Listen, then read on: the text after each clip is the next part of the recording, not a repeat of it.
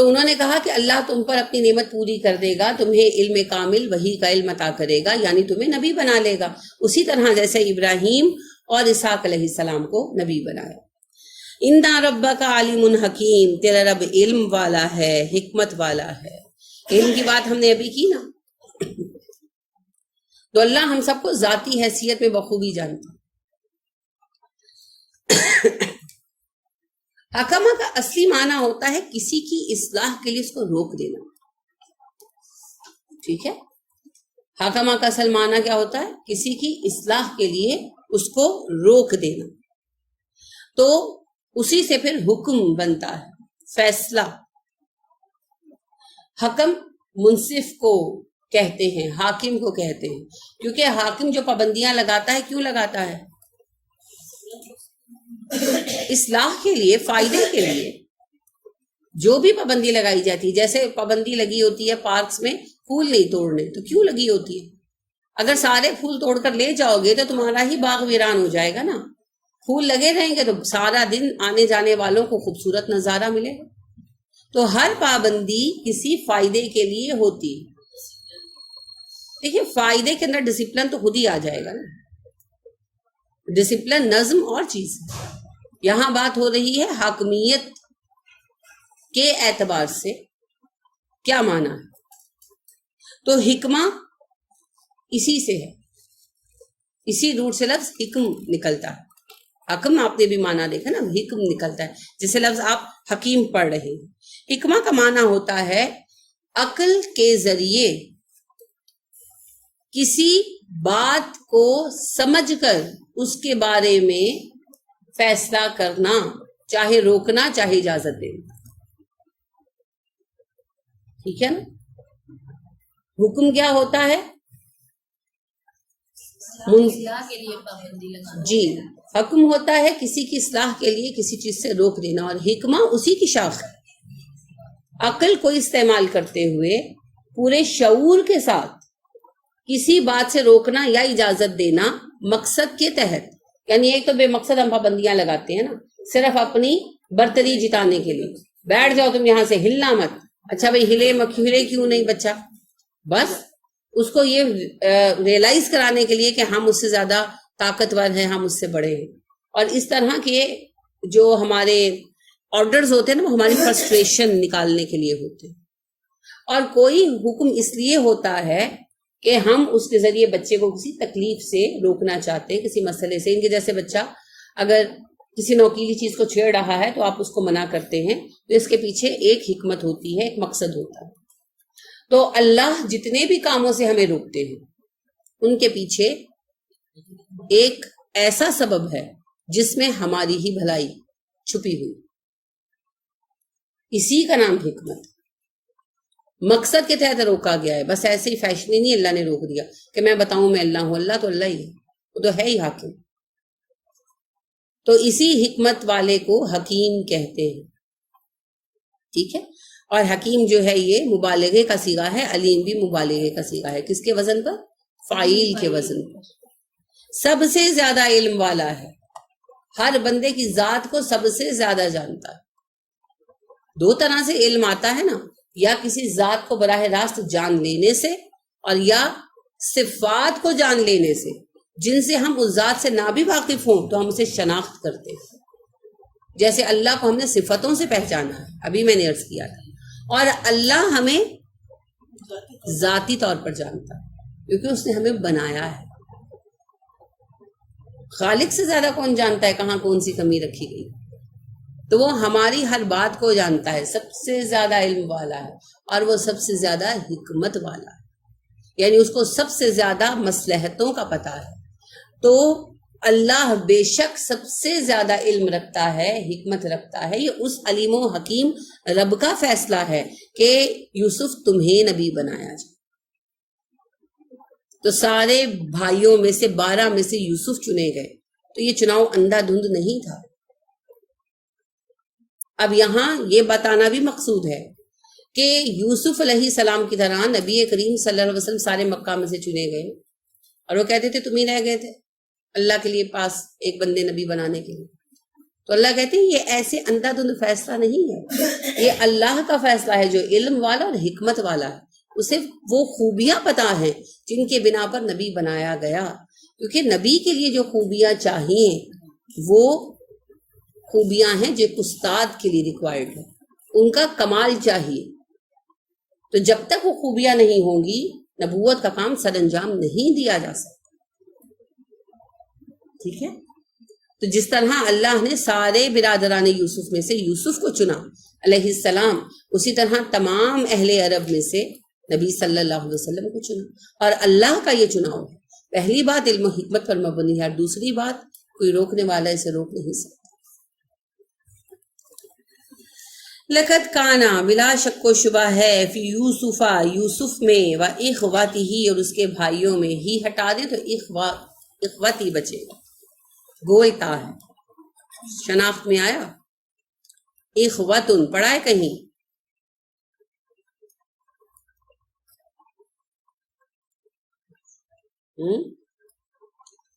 انما المؤمنون اخواتن، مومن آپس میں بھائی بھائی ہیں. تو اس کی روٹ ہوتی ہے حمزہ خے واؤ. جی اخون پڑھا جاتا ہے اصل میں سے. تو اس کی سادہ شکل واؤ ہٹا کر، چونکہ اخون پڑھنا مشکل ہے نا، تو عربی میں بڑا ہی سائنٹیفک میتھڈ ہے. کوئی لفظ اگر پڑھنے میں بہت مشکل، لکھنے میں بھی مشکل ہو، پڑھنے میں بھی، تو اسے حذف کر دیا جاتا ہے. وہ مادے میں رہتا ہے، پڑھنے میں نہیں رہتا. تو اخون سے اخن ہو گیا. اخن کی جمع کیا ہے؟ اخواتن. ٹھیک ہے، تو یہ جو اخواتن ہے وہی یہاں پر آپ کو اخواتی کی شکل میں نظر آ رہا ہے. یہ تانیث کی تا نہیں ہے، یہ اس کی جمع کی شکل یہی ہے. اور اخن کا مونس اختن ہے.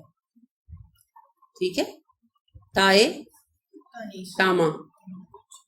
ٹھیک ہے جی، پوری تا ہوتی ہے، تائے تاما، پھیلی ہوئی تا. اور گول تا کے ساتھ اس کی جمع ہے. ویسے عام طور پر گول تا علامت تانیث ہے، لیکن یہاں پر نہیں ہے. کچھ چیزیں ایکسیپشن ہے نا، یہ بھی ایکسیپشن. ہی آپ کو پتا ہے ضمیر ہے. وہ اخوتی، اور اس کے بھائیوں میں، آیات نشانیاں ہیں. آپ سمجھتے ہیں آیت کا مطلب؟ روٹ بتائے گا کوئی آیت کی؟ جی، حمزہ یہ نشانیاں ہیں. للسائلین، سوال کرنے والوں کے لیے. سین حمزہ لام، آپ کو پتا ہے اس کی روٹ ہے. سوال کرنے والا کون ہوتا ہے؟ پوچھنے والا. تو اللہ کہتے ہیں کہ یوسف اور اس کے قصے میں کئی نشانیاں ہیں سوال کرنے والوں کے لیے. کون سوال کر رہے تھے؟ کفار مکہ. تو مکہ کے لوگ جس چیز کا انکار کر رہے تھے، نبوت کا، اس کو ماننے کے لیے اور وحی کا اس کو تسلیم کرنے کے لیے ان کے پاس خود یوسف کے قصے میں دلائل موجود تھے. جیسا کہ ابھی ہم نے تفصیل سے ڈسکس کیا کہ یوسف علیہ السلام کا نبی منتخب کیا جانا اور اس کا یہ ذکر کیا جانا دوسری طرف ثابت کر رہا ہے نبی صلی اللہ علیہ وسلم کے انتخاب کی صداقت کو، کہ جس طرح اللہ نے اپنی حکمت کے بنا پر سب بھائیوں کو چھوڑ کر یوسف کو چنا، اسی طرح اللہ نے تمام اہل مکہ میں سے نبی صلی اللہ علیہ وسلم کو چنا. اور یہ انتخاب اللہ کا ہے اور مبنی پر حکمت ہے. تو اللہ کہتے ہیں کہ جس بات میں تم الجھے ہوئے ہو، شک و شبے کا شکار تھے نا، اس سے نکلنے کے لیے اگر تم یوسف کے قصے پر غور کرو تو تمہیں کئی دلائل مل جائیں گے.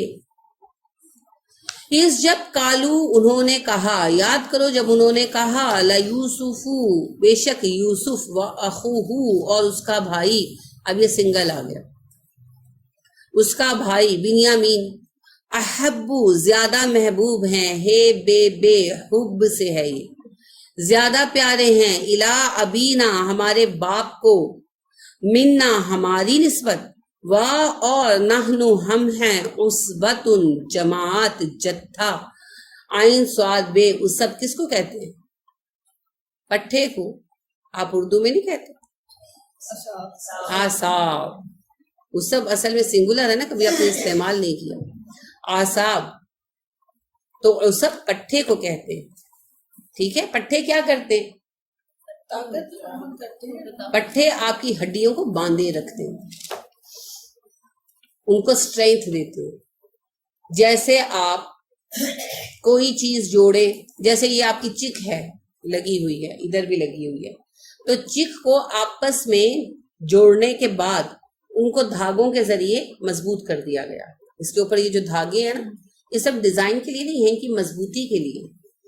اور آپ دیکھیں گے کہ کہیں سے دھاگا ٹوٹ جائے تو باوجود اس کے گلو گن کے ذریعے چیزیں جڑی ہوئی ہیں، یہ رفتہ رفتہ بکھرنا شروع ہو جاتی ہے. اسی لیے بڑھاپے میں جب اعصاب کمزور پڑتے ہیں تو ہڈیاں ٹیڑھی میڑھی ہونی شروع ہو جاتی.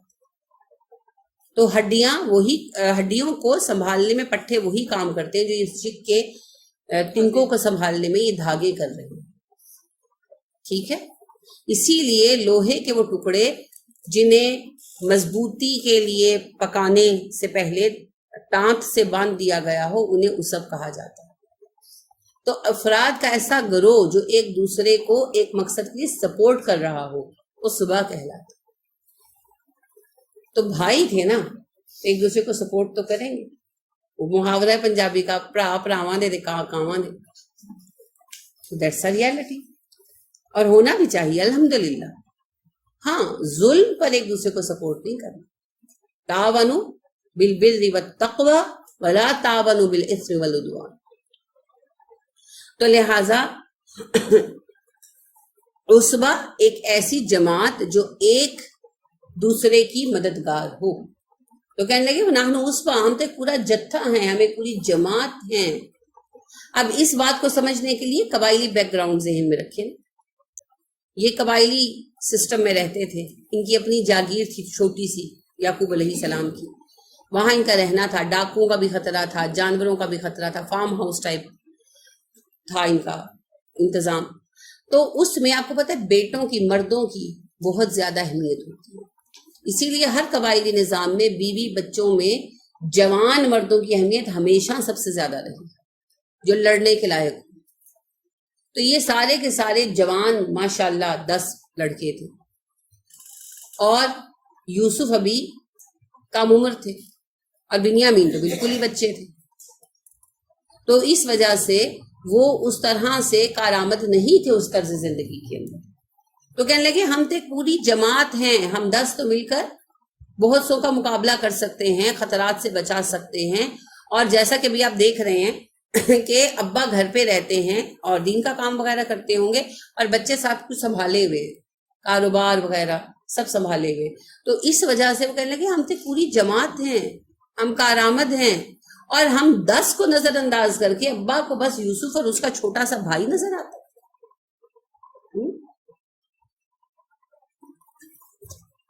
اب بعض اوقات ایسا ہوتا ہے کہ کوئی ایک آدھ بچہ زیادہ محبوب ہوتا ہے نا، تو فرق نہیں کرنا چاہیے. یعقوب علیہ السلام نے کوئی فرق نہیں کیا تھا. ان کے اس جذبے کو تو شیطان نے ہوا دی نا، اس کا مقصد تھا. لیکن ویسے عام زندگی میں ہمیں یہ یاد رکھنا چاہیے کہ بچوں کے مابین فرق نہیں ہونا چاہیے. اگر کوئی بچہ اپنی سلیم الفطرتی کی بنا پر زیادہ پیار لیتا ہے، جیسے وہ زیادہ خدمتگار ہے، زیادہ فرما بردار ہے، زیادہ کارآمد ہے، تو پھر قدرتی طور پر رجحان اس کی طرف ہو ہی جاتا ہے. تو پھر بھی محبت اور شفقت جو دل میں ہے اس کو تو ہم نہیں بدل سکتے، لیکن دنیاوی معاملات میں برابری رکھیں. ٹھیک ہے، یعنی دینا لینا سب ایک جیسا، تاکہ بچوں میں نفرتیں نہ آئیں. کیونکہ غلطی ماں باپ کی ہوتی ہے فرق کرنے کی، اور نفرت بچوں میں آتی ہے. کہتے ہیں اچھا اس کو اماں سب سے زیادہ پیار کرتی تھی، ہے نا. جو بچہ ماں باپ کا زیادہ محبوب ہو وہ بہن بھائیوں کا سب سے ناپسندیدہ بن جاتا ہے. تو پھوٹ ڈالتے ہیں ہم، غلطی ہماری ہوتی ہے، بھگتتے بچے ہیں، سارے بچے بھگتتے ہیں. ایک تو وہ بچہ نا جو بیچارہ آئسولیٹ ہو جاتا ہے، سب میں آڈ ون آؤٹ ہو جاتا ہے، اسے ناپسند کرنے لگتے ہیں بہن بھائی. اور دوسری طرف جن کے دلوں میں حسد کا بیج ہم نے بو دیا، بغض کا بیج بو دیا، تو گناہگار تو ہم نے ہی کیا نا.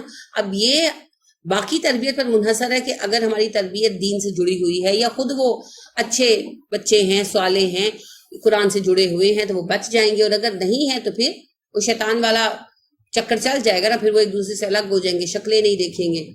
اکثر ہم یہ دیکھتے ہیں کہ ماں باپ کے مرنے کے بعد بہن بھائی ملنا پسند نہیں کرتے، اور کبھی کبھار ایسا ہوتا ہے کہ ایک آدھ بہن بھائی کو بالکل ہی پھینک دیتے. اور آپ اگر اس کی روٹ تک پہنچے نا، تہ تک پہنچے، تو آپ اکثر اس میں یہ دیکھیں گے کہ والدین کی کہیں نہ کہیں کوئی نہ کوئی ایسی ناانصافی ہوتی ہے جس کا مورد الزام اس بچے کو ٹھہرا رہے ہوتے ہیں، حالانکہ غلطی والدین کی ہوتی ہے. ٹھیک ہے. تو یہاں پر آپ دیکھیے کہ یعقوب علیہ السلام نبی تھے، ان سے ایسی فروغ گزاشت تو یہ ممکن ہی نہیں. وہ تو سب کو یکساں طور پر ٹریٹ کرتے تھے، لیکن محبت دل میں یوسف کے لیے زیادہ تھی. اب یہاں ایک پوائنٹ یہ بھی ہے کہ اگر کسی ایک کے لیے صرف محبت زیادہ ہے، نا انصافی نہیں ہے، صرف محبت زیادہ ہے، تو اس پر بس نہیں ہے. اس میں اما عائشہ صدیقہ رضی اللہ تعالیٰ عنہ والی بات آ جاتی ہے نا کہ نبی صلی اللہ علیہ وسلم نے کہا، جب سب خواتین نے، بیویوں نے کہا کہ آپ عائشہ کو زیادہ ویلیو کرتے ہیں، تو آپ نے کہا کہ عائشہ کے متعلق مجھ سے بحث مت کیا.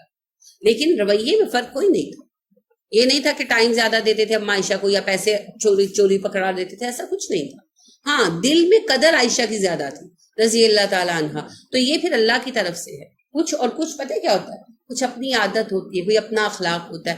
ایک بچہ آپ بیمار ہیں تو بھی نہیں پوچھ رہا، اور ایک بچہ آپ کو ہر حال میں کیٹر کرتا ہے. آپ صحت مند ہے تب بھی امی آپ نہ اٹھے، میں آپ کو پانی کا گلاس لا کے دیتا ہوں، تو پھر وہ فرق تو آ جائے گا. تو رویے، سعادت مندی، یہ ساری چیزیں ہوتی ہیں. تو ہمیں ہر چیز پر دیکھنا چاہیے، لیکن بحیثیت والدین ہمیں بچوں میں فرق کرنے سے اجتناب کرنا چاہیے. انا بلا شک و شبہ ابانا، ہمارے ابا جی، لفی پکا لازمن، ضلال گمراہی میں ہیں. ضاد لام لام ضلال کیا ہوتا ہے یہ جی؟ گمراہی. کس قسم کی گمراہی؟ ہر طرح کی گمراہی، چاہے وہ فزیکل ہو، چاہے وہ مینٹل ہو، چاہے وہ اسپرچول ہو. یعنی آپ دینی اعتبار سے گمراہ ہو جائیں وہ بھی ضلال میں آتا. اور اگر آپ رستہ بھٹک گئے، بھول گئے کہاں جانا ہے، تو وہ بھی ضلال کہلا سکتا ہے. اور ذہنی کجربی کے لیے بھی ضلال آ سکتا ہے. تو یہاں وہ ان کے ذہنی اعتبار سے کہہ رہے ہیں. ٹھیک ہے. ضلال مبین، کھلی گمراہی کا شکار ہے. پکا ابا جو ہے نا بہک گئے، سٹھیا گئے. اور ہر بچے کو یہی لگتا ہے کہ اس کا باپ سٹھیایا. سب بچوں کو جی، سب بچوں کو یہی لگتا ہے. ہم ایسی سب کتابیں لائے کے ضبطی سمجھتے ہیں کہ جن کو پڑھ کے بچے باپ کو خپتی سمجھتے ہیں. دیکھیں جی، ایک بات یاد رکھیں، یہ ضرور ہے ابھی اس وقت میں جب ہم بیٹھے ہیں، باپوں کی بھی وہ تربیت نہیں ہو سکی بدقسمتی سے جو ہونی چاہیے تھی. تو ان میں بھی وہ باپ والا تحمل کم ہے. لیکن اس کا مطلب یہ ہرگز نہیں ہے کہ بچوں کو سرٹیفکیٹ مل گیا ہے بدتمیز ہونے کا. بچوں سے یہ سوال نہیں ہونا کہ ابا کتنے اچھے ابا تھے، بچوں سے سوال ہونا ہے تم کتنے اچھے بیٹے تھے. تو اپنے گریبان میں جھانکنا ہے، اگلے کو یہ چھوڑ دے کہ بھئی آپ یوں ہیں. اس کا کوئی جواز ہی نہیں. ایک غلط چلے گا تو گزارا ہو جائے گا، اور اگر دوسرا بھی غلط چلے اور تیسرا بھی اور چوتھا بھی، تو پھر تو سارے ہی الٹے چل پڑیں گے، ہے نا. یعنی آپ دیکھیں ٹریفک چل رہی ہے، ون وے ہے، ایک بندے نے گاڑی موڑ لی تو چلو ہو جائے. اب اس کی دیکھا دیکھی قطار ہی بن جائے، دوسرا تیسرا چوتھا، تو پھر کیا ہوگا؟ پھر ٹریفک جیم ہوگی، اور ایسی جیم پیک ہوگی جیسے بوٹل نیک پیک ہوتا ہے نا. پھر کھڑے رہیں گے وہیں پر، ذلیل ہو رہے ہیں، تھک رہے ہیں، پریشان ہو رہے ہیں، راستہ کہیں نہیں مل رہا. وہی ہمارا رشتوں کے تصادم کا حال ہوا، کیونکہ سب کے سب الٹا چل رہے ہیں. ہمیں یہ نہیں دیکھنا کہ دوسرے میں کتنی غلطی ہے، ہمیں یہ دیکھنا ہے کہ میں نے غلطی نہیں کرنی، کیونکہ مجھے اپنا جواب دینا ہے. میں نے ابا کی قبر سے نہیں اٹھایا جانا. آؤ حساب دو تمہارے ابا کتنے ظالم ابا تھے. فرض کرے ابا ظالم ہے، اللہ نہ کرے لیکن فرض کر لیں ہیں، تو ابا کی قبر سے تو نہیں اٹھایا جانا، مجھے تو میری قبر سے اٹھایا جانا ہے. تم نے اپنا فرض کتنا ادا کیا، رہ گئے ابا کا فرض، اس کا حساب ابا نے دینا ہے، ابا پہ چھوڑ دیں. اور پھر دوسری اور سب سے اہم بات یہ، اللہ نے کیا ارشاد فرمایا؟ اللہ نے ارشاد فرمایا ہے نبی صلی اللہ علیہ وسلم، بدترین برائی کا بدلہ بہترین نیکی سے دو، پھر دیکھو تمہارے جانی دشمن تمہارے دوست بن جائیں گے. تو کیا ابا نہیں کبھی مانیں گے؟ مان جائیں گے، مان جائیں گے. پتہ ہوتا کیا ہے، ایک بندہ غلطی کرتا ہے اور باقی سارے ڈنڈے اٹھا کے پڑ جاتے تو غلط ہے، تو غلط ہے، تو غلط ہے، تو غلط ہے. وہ کہتے ہیں اچھا ہوں غلط، جاؤ کر لو جو کر سکتے. ہم محبت کے ذریعے اصلاح کر سکتے ہیں، صرف تنقید سے اصلاح نہیں ہو پاتا. اور کچھ رشتے ایسے ہوتے ہیں، کچھ تعلق ایسے ہوتے ہیں جن سے ہم صرف یس سننا چاہتے ہیں. اچھا باس از آلویز رائٹ، تو وائی ابا از ناٹ آلویز رائٹ؟ ابا از آلسو دا باس. بھائی اللہ نے انہیں باس انسٹال کیا ہے. باس از آلویز رائٹ، بالکل صحیح بات ہے. باس جو کہہ رہا ہے، باس کہہ رہا ہے کہ تم نے ابھی نہیں جانا، تم 10 بجے جاؤ گے، تو بیٹھ کر کام کر رہے ہیں. حالانکہ دل چاہ رہا ہے کہ باس کی گردن مروڑ دیں، لیکن ہوگا وہی جو باس کہہ رہا ہے. ڈیفینیٹلی جاب تبھی چلتی ہے. اب بات یہ کہ ابا کو تو باس اللہ نے بنایا ہے، تو وہ کیوں آلویز رائٹ نہیں ہو سکتا؟ پھر اختلاف کا بھی ادب ہوتا ہے. اختلاف رائے بری چیز نہیں ہے، لیکن اختلاف کا بھی ادب ہوتا ہے.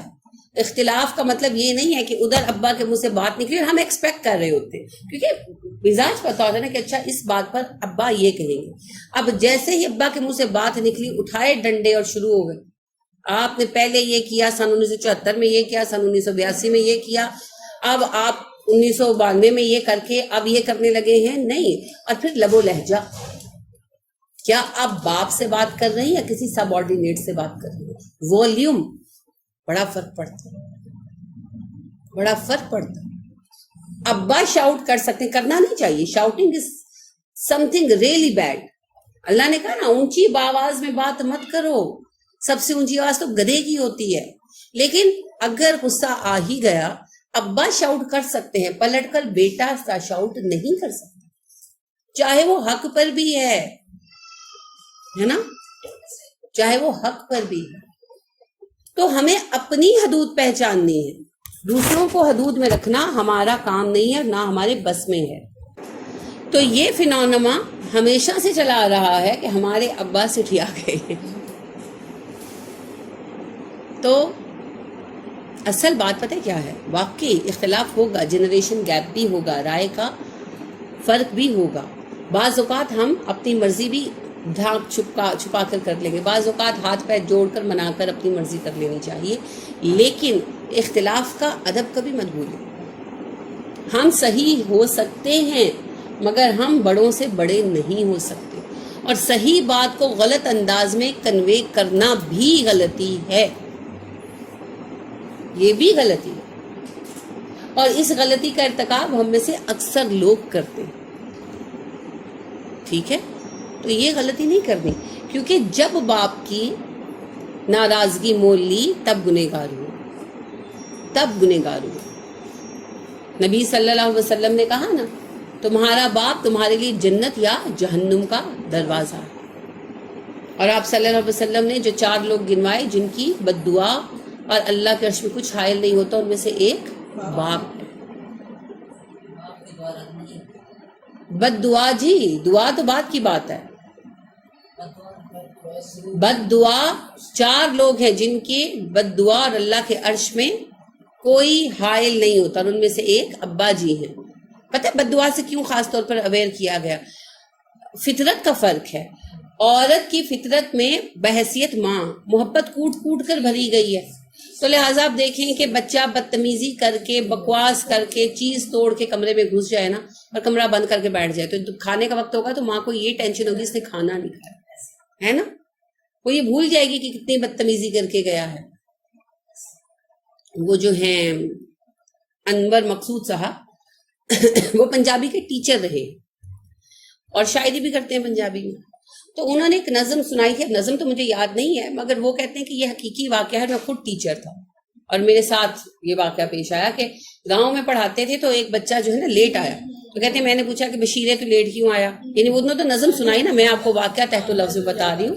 تو کہنے لگے بشیرے تو لیٹ کیوں آیا؟ تو کہنے لگا کہ جی وہ آج جو ہے نا دوسرا لڑکا، اس کا نام میرے ذہن میں نہیں ہے، اس نے بڑا ظلم توڑا ہے جی. اس نے اپنی اماں کو اتنا مارا کہ اس کا نا سر پھٹ گیا اور اس کے دانتوں سے بھی خون نکل رہا تھا، اس کے ہاتھوں پر بھی زخم تھا.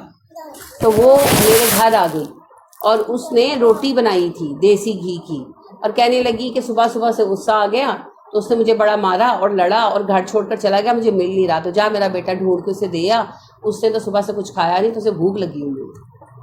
تو وہ کہتا ہے میں اس کو ڈھونڈ کے روٹی دے کر آیا ہوں، تو اس لیے دیر ہو گئی. تو انہوں نے یہ ماں کی محبت پر یہ نظم لکھی کہ یعنی مائیں ایسی ہوتی ہیں، اور نارملی مائیں ایسی ہی ہوتی ہیں. اب جو ابا ہیں نا، چونکہ وہ مرد ہیں، ان میں ایک خاص قسم کی ایگو ہے، سیلف کانشیسنس ہے، نیچرل ہے. ان کی محبت جو ہے نا کچھ درجے کم نہیں ہوتی، ان کی سیلف کانشیسنس عورت کی نسبت زیادہ ہوتی ہے. تو وہ جب ناراض ہوتے ہیں نا تو وہ پھر آپ دیکھیں قطع تعلقی بھی کر بیٹھتے ہیں. یعنی اگر بیٹا ناراض ہو کر کمرے میں گھسا ہوا ہے بدتمیزی کر کے، تو اماں کہتی ہے کہ بھئی اس نے کھانا نہیں کھایا، تو کہتے ہیں دفع کرو، دینے کی ضرورت نہیں ہے، خبردار اس کو کھانا دیا. Here is a difference ہے نا، یہ فرق ہے. اور یہ فرق فطری ہے، یہ نہیں کہ کوئی ابا ظالم ہوتا ہے، یہ فرق فطری ہے. وہ زیادہ ڈسپلن پر زور دیتے ہیں، وہ زیادہ سیریس ہوتے ہیں چیزوں کے، پریکٹیکل ہوتے ہیں چیزوں کے معاملے میں. اسی طرح فرض کریں بچہ کوئی ضد کر رہا ہے، نہیں آپ مان رہے، بچہ گھر سے چلا گیا، اب اماں کو ہول اٹھ رہے ہیں آیا نہیں، ابا کہتے ہیں دفع کرو، ہوتی 2 دن بعد واپس آ جائے گا. Here is a difference. تو پھر ابا اگر سچ مچ ہرٹ ہو جائے نا تو وہ بد دعا دے بیٹھتے ہیں. ماؤں کے ہاتھ عموماً دعا میں ہی اٹھتے ہیں، بہت ریئر ہے کہ کوئی ماں بد دعا دے. یہ فطرت کا فرق ہے. اس لیے بتایا گیا کہ باپ کو ہرٹ مت کرنا، اگر اس کے دل سے بد دعا نکل گئی تو اس کی بد دعا اللہ کے عرش میں کچھ حائل نہیں ہوگا. نہیں دیکھیں، جلدی دیر کی بات نہیں ہے، بات ماں اور باپ کے تقابل کی ہے. ٹھیک ہے، ماں کو کتنا بھی ستا لو، پھر اپنی تکلیف لے کر ماں کے پاس آؤ نا. جیسے ایک کہانی ہوا کرتی تھی کہ ایک جادوگرنی ہوتی ہے جس پر ایک لڑکا عاشق ہو جاتا، تو وہ اس کو کہتی ہے کہ اپنی ماں، اس کو ایک طلسم کے لیے ایک دل چاہیے ہوتا ہے ایک ماں کا جو بیٹا خود نکال کر لائے. تو وہ کہتی ہے کہ اپنی ماں کا دل لے کر آ میرے پاس نکال کے. تو وہ اپنی ماں کو جا کر کہتا ہے، بڑا بے قرار ہوتا ہے، تو ماں کو جا کر بڑا روتا ہے. تو ماں کہتی ہے کہ تم کیوں دکھی ہو، وجہ بتاتا ہے. تو کہتی ہے کہ وہ کیا کہتی ہے، وہ بیٹا کہتا ہے کہ وہ کہتی ہے کہ اپنی ماں کا دل نکال کے لاؤ. تو کہتی ہے کہ بیٹے نکال کے لے جاؤ. تو وہ نکال کے لے جاتا ہے. تو رستے میں ٹھوکر لگنے سے گرتا ہے، تو ماں کے دل سے آواز آتی ہے کہ بیٹا چوٹ تو نہیں لگی ہے. تو یہ کہانی، لیکن یہ ماں کی محبت کی شدت کے اظہار میں. اب باپ ساری عمر پیار کرتا ہے تو کما کما کر لا کر دیتا ہے نا، ایسے فضول میں تو لا کر نہیں دیتا. کون اپنی پونجی دیتا ہے؟ 10 روپے ہم دیں کسی کو بیکار میں. اور باپ سارا کچھ لا کر دیتا ہے، اپنی پوری زندگی، اپنی پوری توانائی نچوڑ کر بچوں کی رگوں میں خون بنا کر دوڑاتا ہے. مفت میں بچے نہیں پل جاتے. مائیں جو کچھ بچوں کو پرووائڈ کرتی ہیں باپ کی وجہ سے کرتی ہیں. لیکن ایک فطری بات ہے کہ ماں بچے کے ساتھ ایگو رکھتی ہی نہیں ہے، اور باپ بحیثیت مرد چونکہ سیلف کانشیسنس اس میں زیادہ ہوتی ہے، تو اس لیے وہ اپنے بچوں کے ساتھ بھی ایک فرق رکھتا ہے تم اور میں کا. اس وجہ سے جب کبھی وہ صحیح معنوں میں ہرٹ ہو جائے تو پھر بات بگڑ بھی سکتی. تو یہ جلد و دیر کی بات نہیں، فطرت کی بات ہے. ابا کی ایگو کبھی ہرٹ نہیں کرنی چاہیے، یہ ہمیشہ یاد رکھیں. اماں کا رشتہ بچوں کے ساتھ اور ہوتا ہے، وہ اپنے اور بچوں کے درمیان میں نہیں رکھتی، ایگو نہیں رکھتی. لیکن جو ابا جی ہیں ان کے اور بچوں کے درمیان میں اور تو کا فرق رہتا ہے. منو تو اور ہے، اور محبت کا وہ مقام کہ ایک ہو جائیں وہ اور ہے. یہ ماں بچے کے درمیان ہی ہے. تو وہ ابا کی ایگو لائن کو ہرٹ کبھی نہیں کرنا چاہیے، اور یہ سبھی بچوں کو سمجھنا چاہیے، خاص طور پر بیٹوں. کیونکہ بیٹیاں جو ہوتی ہیں نا، کچھ تابع دار بھی ہوتی ہیں، کچھ وہ چونکہ بیٹیاں ہوتی ہیں تو ابا ان کو نرمی سے بھی ٹریٹ کرتے ہیں. تو یہ جو ایک بات ہے کہ ابا جی سے ٹھیا گئے ہیں، یہ ہمیشہ سے. لہٰذا ان کے بیٹے کہنے لگے ہمارے ابا جی بہک گئے ہیں، یعنی سٹھیا گئے ہیں، جو ایسا کر رہے ہیں کہ 2 کمزور لڑکوں کو ہم جیسے 10 نوجوانوں کے گروہ پر، جتھے پر فوقیت دے رہے ہیں. تو ابا جی کا اللہ مالک ہے. جی اب کوئی سوال؟ کوئی سوال؟ کوئی نہیں، بات ساری کلیئر ہے.